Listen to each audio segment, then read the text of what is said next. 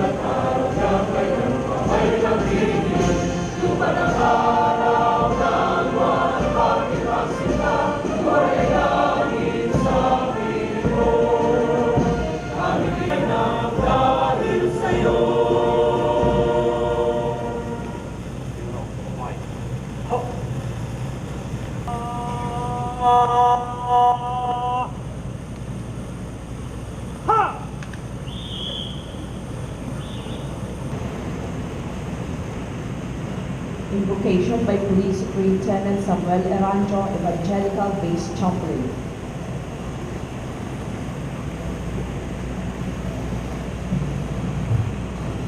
In the Holy Book it says, "Blessed are the meek, for they shall inherit the earth." Let us pray. Merciful and loving God, we thank you for giving us the opportunity to serve our fellow men with love and dedication.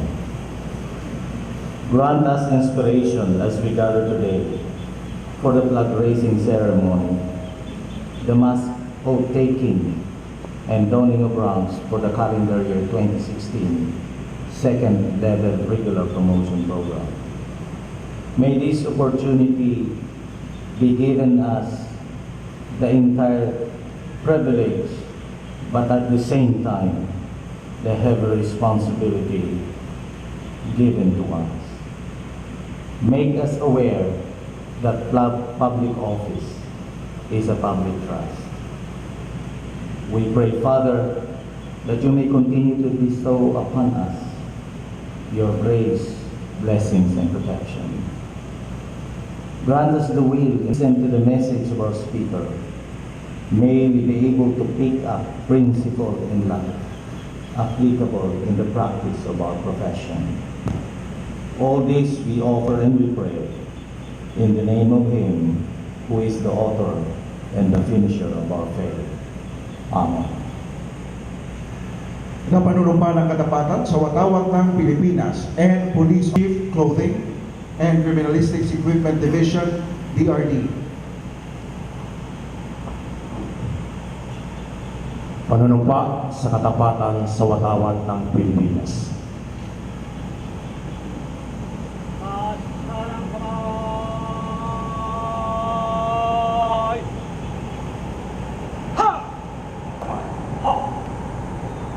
Ako ay Pilipino, buong katapatang nanunumpa, niyang sinasalisan, na may dangal, katarungan at kalayaan, makatao, makakalikasan, at makabansa.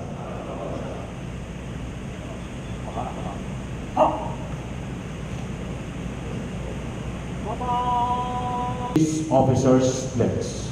Please repeat after. I will love and serve God, my country and people. I will uphold the Constitution and obey legal orders of the duly constituted authorities. I will oblige myself to maintain a high standard of morality and professionalism. I will respect the customs and traditions of the police service, and I will live a decent and virtuous life to serve as an example to others.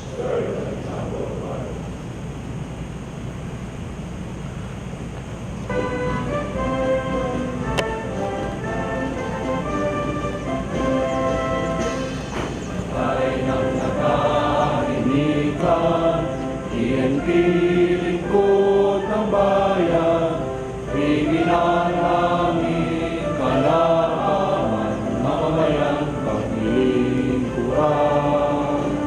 Sa bayan at mamayan, PNP ang inyong sandigan, integridad, disiplina at kasanayan, labay sa makatao at makakalikasan sa tutuloy naming karagalan.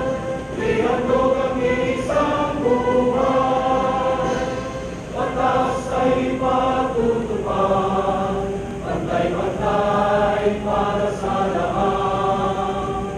Walang mayaman o mahirap, ang tulog sa bayan ay ganap.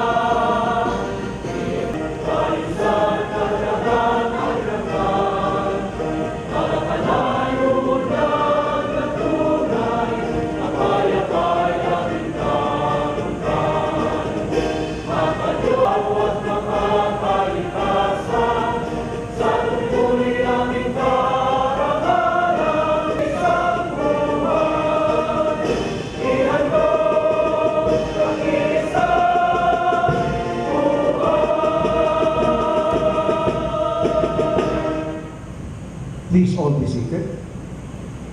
We now request our reviewing officer, Police Senior Superintendent Epifanio Bragais Jr. to please proceed in front and acknowledge the troops during the pass and review. The pass and review.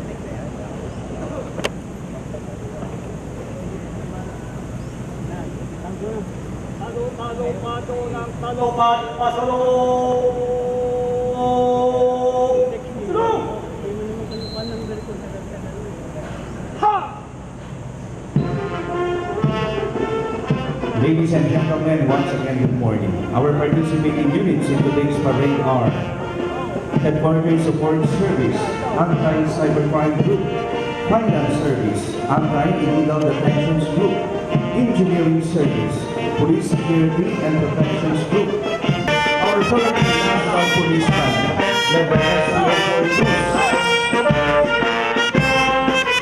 Our first battalion commander, Chief Inspector Bakula.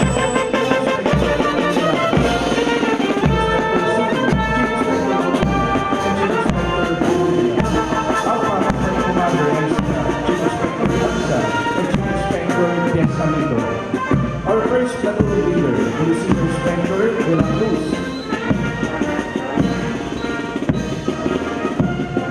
Second platoon leader, SPO2 Quezon.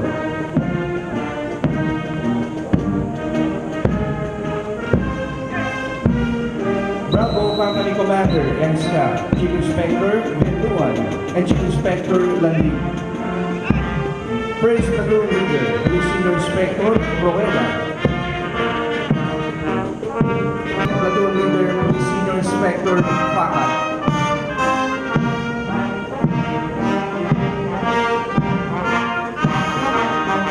Please all ranks for the moment.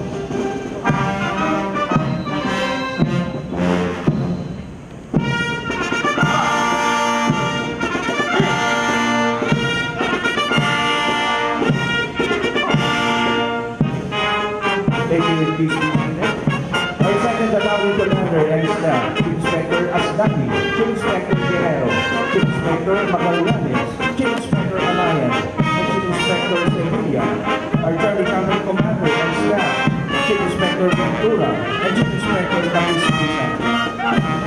First Platoon Leader, Police Senior Inspector Garcia. Second Platoon Leader, Police Senior Inspector Topacio.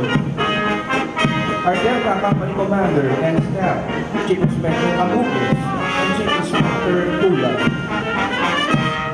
First Platoon Leader, Police Senior Inspector Aguilar. And our second Platoon Leader, Police Senior Inspector Alapado.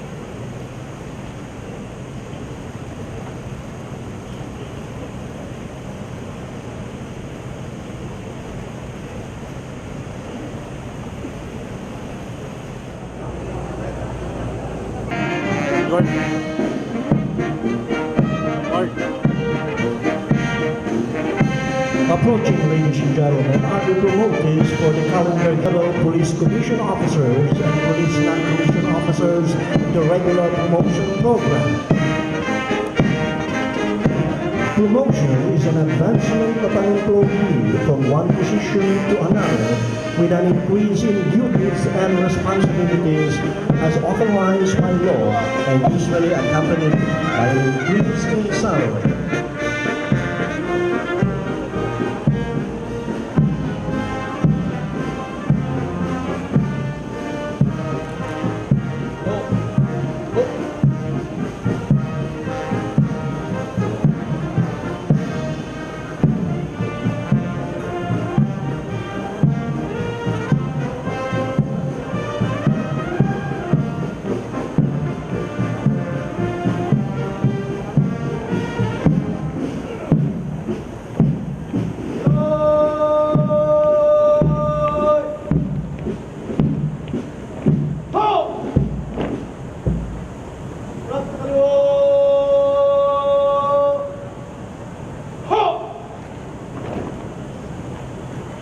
Police Chief Superintendent Fernando H. Mendez Jr., the Acting Director for Personnel and Records Management, will now deliver his opening remarks.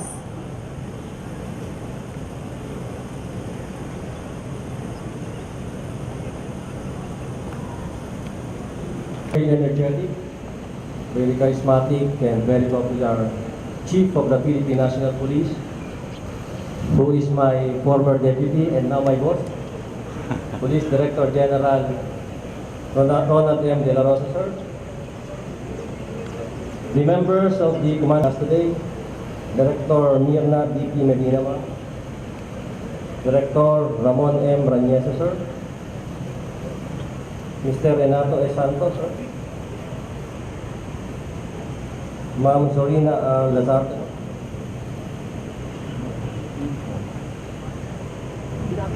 The directors of the National Support Units, other police commission officers, police non-commission officers, non-uniformed personnel, the promotees and their families, our friends from the media, ladies and gentlemen, good morning. Today marks another milestone in your careers in the Philippine National Police, as you will all be promoted to your next higher ranks. And I know that you are all happy and excited to reap the reward of your hard work. Out of the 51,115 who applied for the first semester calendar year 2016 second level regular promotion nationwide, only 30,889 met the qualification standards and passed the rigid processes of screening and evaluation. Those who passed, including you, were then recommended for promotion, which was approved by the Chief of the National Police. Here in the National Headquarters, 633 Police Commission Officers and 1,077 Police Non-Commissioned Officers were promoted. Of this total, 52 are Police Superintendents, 256 are Police Chief Inspectors, 300 are Police Senior Inspectors, 55 are Police Inspectors, 200 are SPO4s, 141 are SPO3s, 194 are SPO2s, 987 are SPO1s, 151 are PO3s, and 102 are PO2s. Simultaneously, outtaking and donning of ranks of all promoted Police Commissioned Officers and Police Non-Commissioned Officers are also being held in all the police regional offices. This outtaking and donning of ranks happen in the midst of the battle our government is waging against illegal drugs. As we all know, illegal drugs multiply crimes. Name all the serious or heinous crimes which come to mind, and they all have their common denominator. Persons driven crazy by illegal drugs tend to commit crimes in more brutal manners. Worse still, illegal drugs destroy our children and their future. They destroy our country. Our President and our Chief of the Philippine National Police have committed to finish off, or at least substantially lessen, the effects of this menace in our society in 3 to 6 months, in order to make our people and country safe or free from their obnoxious effects. In a few moments, you will all be wearing your new ranks. So let me remind you that these carry with them the marching orders of our President and the Chief of the Philippine National Police, which is to fight and to defeat illegal drugs. They expect you to be unwavering parts of the force arrayed in this noble and lofty objective of arresting the drug menace in whatever capacities you are in right now. So as higher ranks are donned on your shoulders and as stripes are added on your chevrons, you must realize that bigger authority is being entrusted on you, and greater duties are being conferred for you to discharge. When you are granted promotions, trust and confidence are reposed upon you. We count on you. Before I end my opening remarks, let me express our gratitude to the NAPOLCOM representatives who were members of the different promotional boards for the support that they extended to this promotion program of the Philippine National Police.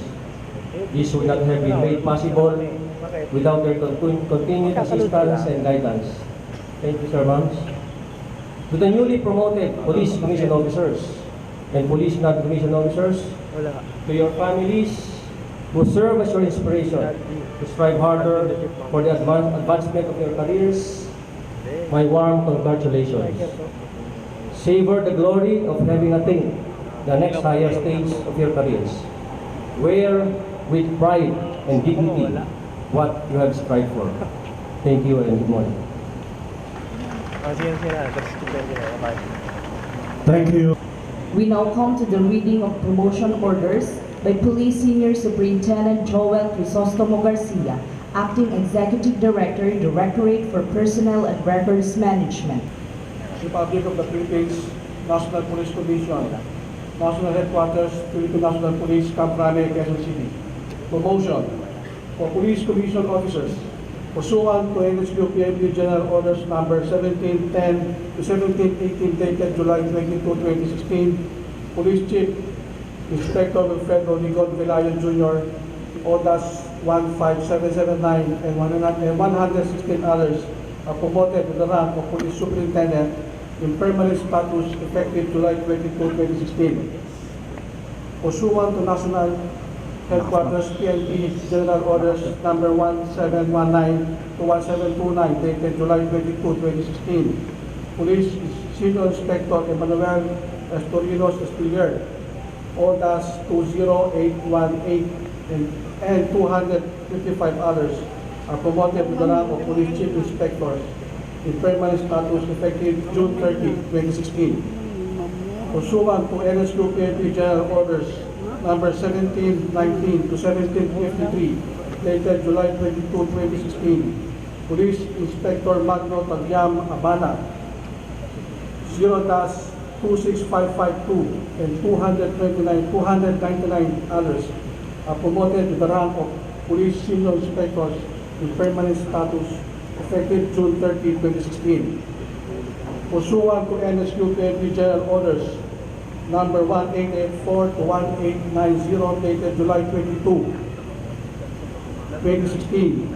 SPO for Volante Rigor Buenaventura and 54 others are promoted to the rank of Police Inspector in permanent status effective June 30, 2016.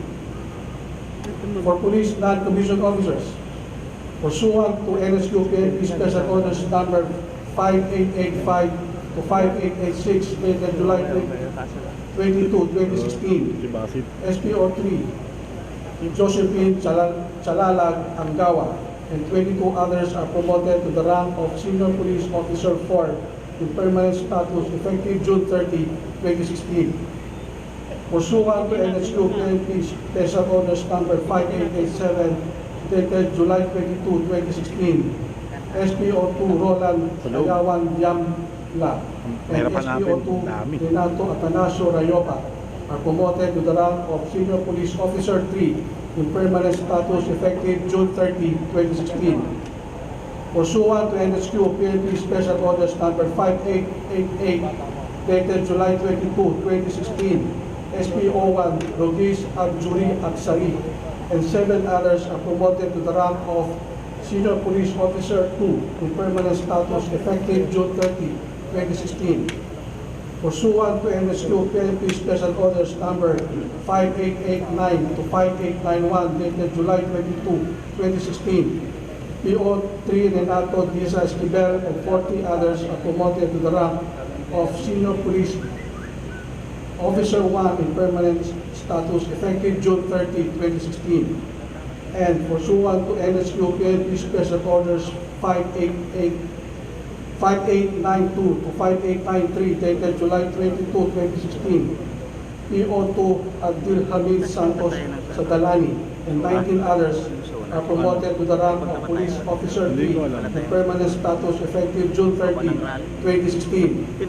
By command of Police Director General De La Rosa, Official Ramon C. Apolinario, Police Chief Superintendent, Acting Chief of Directorial Staff, signed Fernando H. Mendez Jr., Police Chief Superintendent, Acting Director for Personnel and Records Management. Thank you very much, sir. Ladies, we shall now witness the oath-taking to be administered by the Chief of the Philippine National Police, Police Director General Ronald De La Rosa. All are requested to rise to witness the oath-taking.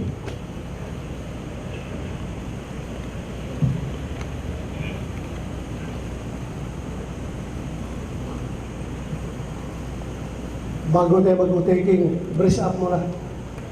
Tapos, hands back. Hands back muna. Yung properly hands back.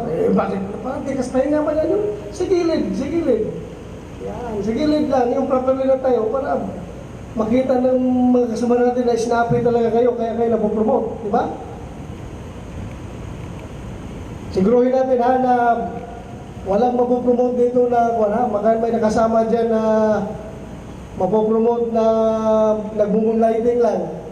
Pagkatapos, magpapakita lang para interview, tapos magpapromote na. Siguruhin natin, nag-duty kayo lahat ha.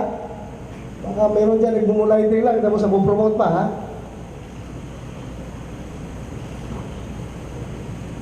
Mangyaring itaas ang kanang kamay at sumunod sa aking bibig kasi. Taas kanang kamay! Ha!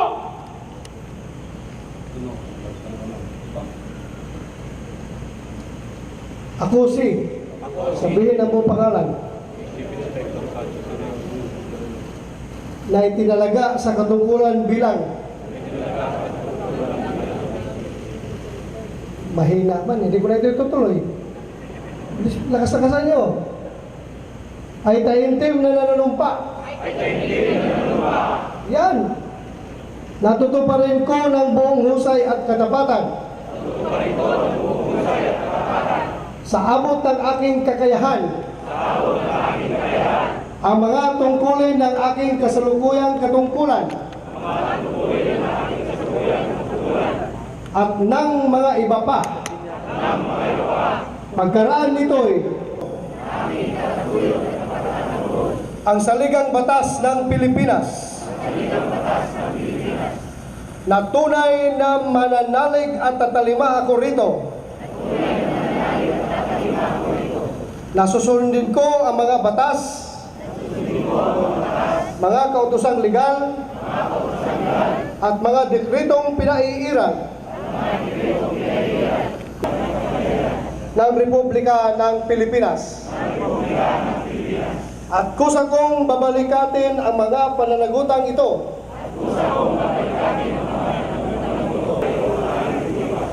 Kasihan nawa ako ng Diyos.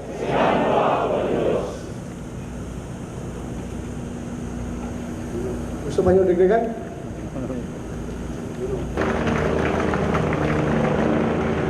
We shall now proceed to the presentation of token and certificate of appreciation to the various members of the promotion. Director for Personnel and Records Management, Police Chief Superintendent Fernando Mendez Jr., and members of the command group.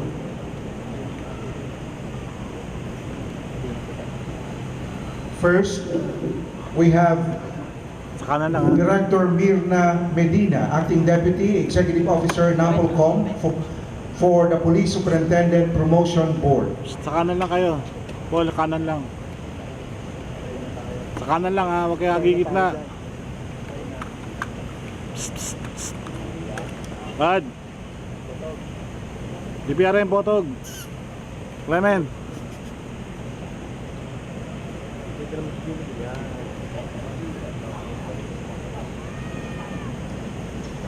Director Ramon M. Ranieses, Director 3, Staff Service Chief, NAPOLCOM, for the Police Chief Inspector Promotion Board.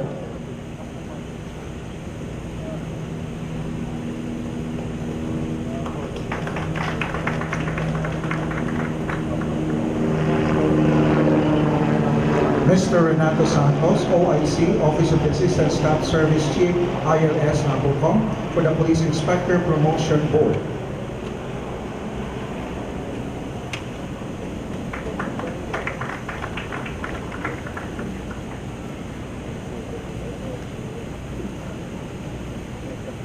And Sorina R. Lazarte, OIC, Office of the Assistant Staff Service Chief, PAS, NAPOLCOM, for the PNCO's Promotion Board.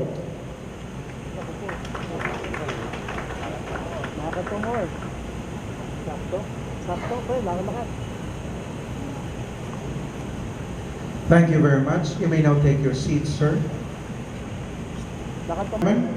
Let us now listen to the inspirational message from the Chief of the Philippine National Police, Police Director General Ronald De La Rosa. Please, give the gas kaya. Ito! Ha!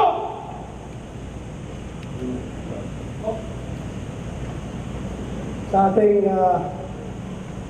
mga directors ng Napolcom, members of my command group, members of the directorial staff, officers, newbies, mga mahal sa buhay ng ating mga promotees, sa ating lahat, magandang umaga po. Malugod kong binabati ang lahat na na-promote na PCOs at PNCOs ngayong araw na ito. Mula sa ranggo ng Police Officer 2 hanggang Police Superintendent. This is indeed a meaningful way to start the week and a truly inspiring moment for our personnel. Nationwide, we have a total of 2,726 Police Commissioned Officers and 28,167 Police Non-Commissioned Officers who have been promoted. Of this, 663 PCOs and 1,077 PNCOs are based here in the National Headquarters. Congratulations sa inyong lahat. Ito ang kapalit ng inyong mahusay, masigasig at magiting na paglilingkod sa ating bayan. I also take this opportunity to congratulate the parents, guardians, and other members of the families of our promotees who are here today to celebrate this milestone with us. Ang tagumpay ng ating mga promotees ay tagumpay ninyo rin. We recognize the fact that without your enduring love, understanding, patience, and support, our promotees would not be where they are now. We offer this special day to all of you. Like a father to his children, I am happy to see you rise in your career in the police service. Your promotion is a manifestation of your outstanding performance of duties and your adherence to the police ideals that we have vowed to uphold. But this is no time for you to sit back and rest on your laurels. On the contrary, this must inspire and encourage you more to do even better in your service to our nation and to prove to the rest of the PNP and to our countrymen that you indeed deserve the added ranks on your shoulders. With your promotion, I now expect a stronger and more efficient police service. Kayo ang kabalikat ko sa pagharap sa mga hamon ng serbisyo at sa pagtupad ng misyon ng kapulisan. When I assumed command as your Chief PNP, it was with the mindset of a warrior, ready to defeat the evil forces that have been slowly destroying our nation. Aware of the dangers of the job and the enormity of the responsibilities on my shoulder, I heeded with resolve and without reservation the President's call to stamp out crime, illegal drugs, and corruption within 3 to 6 months because I knew I would be supported by the gallant and highly capable men and women of the PNP. Needless to say, we started strong in our war on illegal drugs and crime. The statistics reflecting our operational results attest to our determination to win this war. And for as long as we continue as strongly as we started, we will finish strong as well. We can only achieve this, however, with the support and cooperation of everyone in the service. Sama-sama tayo sa pagtupad ng misyong ito.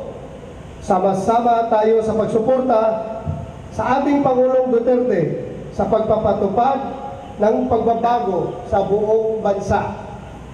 At sama-sama nating ipamalas sa sambayanan ang kahusayan, katapatan, at kagitingan ng mga alagad ng batas at tagapagtanggol ng bayan. Change is now happening around us, but for change to be truly effective, it must start from within every individual in the PNP. In the PNP, it must start from every police officer who is mandated to serve and protect the people.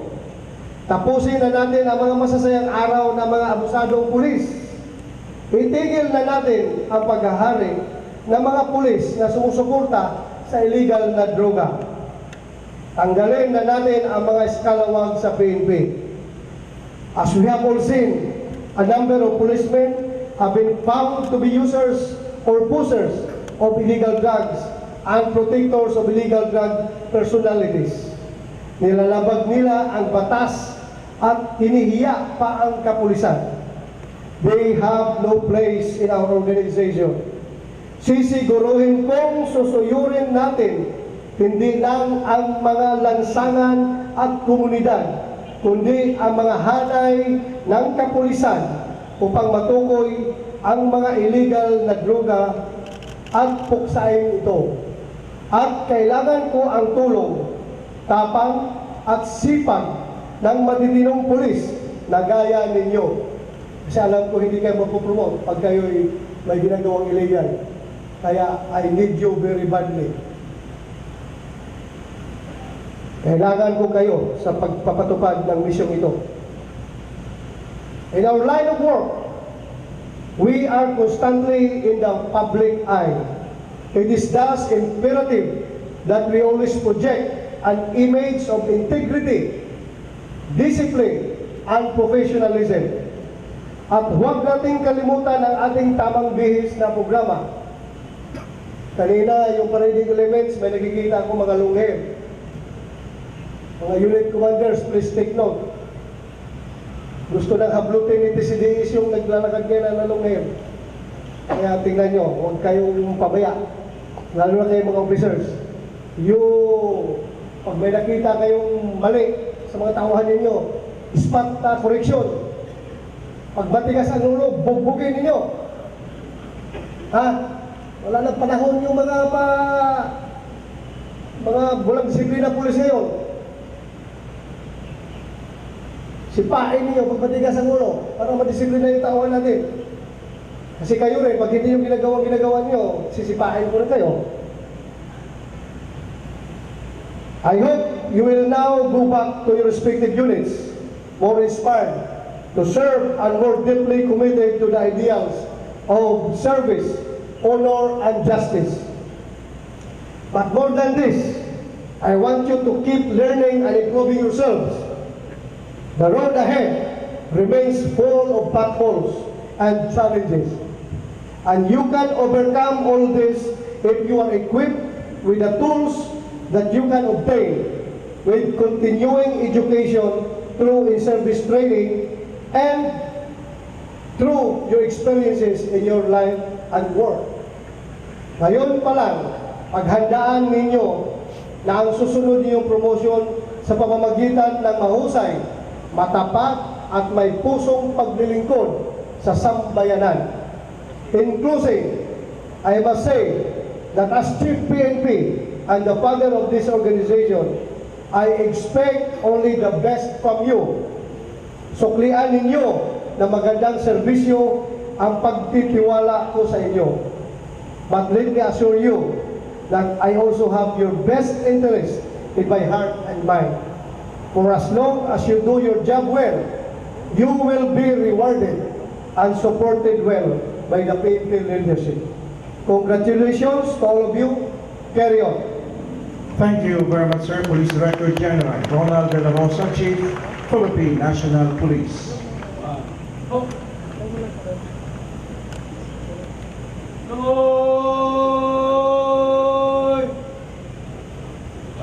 Please be seated.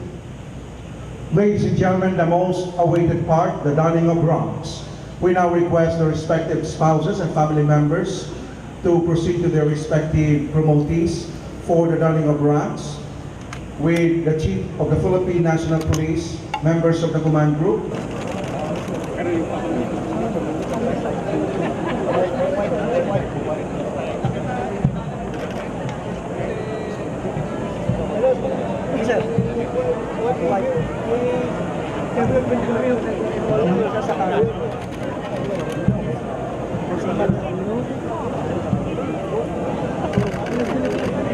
tayo ah.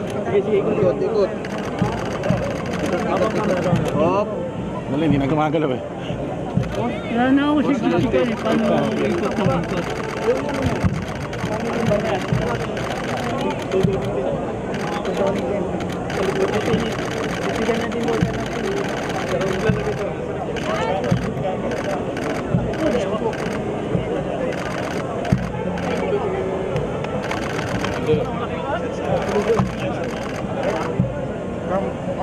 Cameraman.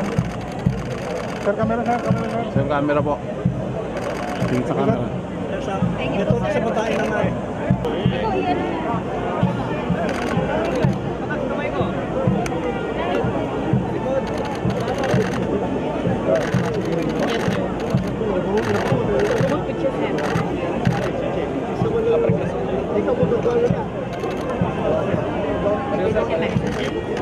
Anong? Sir,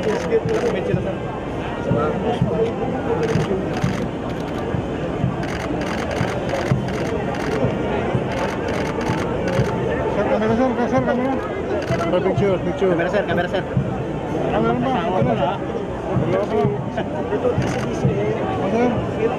Sir, hindi pa tapos sir. Hindi pa tapos eh. Camera. Sir.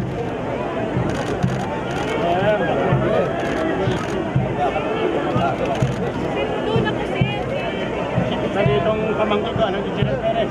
Doon ko sir,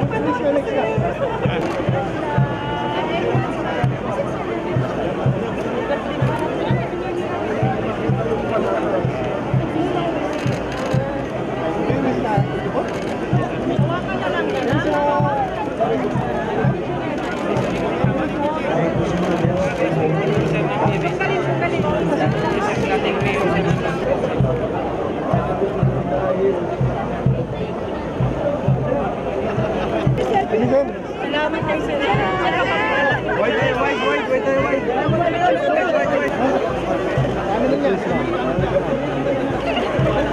Oh, babala na ko. Okay, para.